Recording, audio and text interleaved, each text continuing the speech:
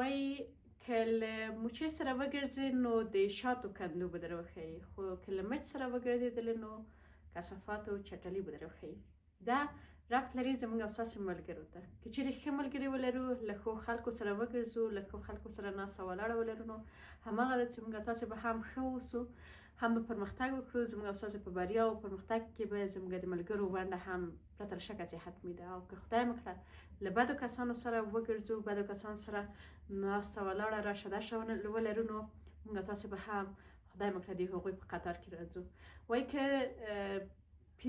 څلور ملګري مو ولیدل چې لمونځ یې کوه، نو مطمئنه شو چې پنځم به تاسې ورپسې ولاړئ. که څلور ملګري مو د کتاب مینوال ول، د مینوالو مطالعه کوله، نو ډاډه اوسئ چې پنځم کس چې کتاب یې په لاس کې تاسې به اوسئ.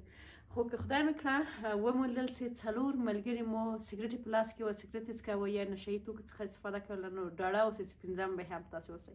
یعنې د ملګرو ټاکل په ژوند کې ډېر مهم او اساسي ده چې موږ باید همیشه غور او دقت ولرو چې څه ډول ملګري د ملګرتیا لپاره ځان ته ټاکو. ولې شکرګزاره باید اوسو په خپلو ښو ملګرو، په هغو کسانو چې همیشه مو ویاړ کړی دی، په هغو کسانو چې همیشه زموږ سره په هر حالت کې په ښو ورځو په بدو ورځو کې ولاړ دي، او د کورنۍ د غړو په شان یې له موږ سره مینه کړې ده او زموږ ملاتړ یې کړی دی. تاسو هم خپل ښه ملګري رامنشن کړئ همدې پوسټ لاندې، تر څو هغوی هم پوه شي چې تاسې په شتون څومره ویاړئ او څومره خوشحاله یاستئ، او شکرګزاره یو په خپلو ټولو هغو ښو او نیکو ملګرو.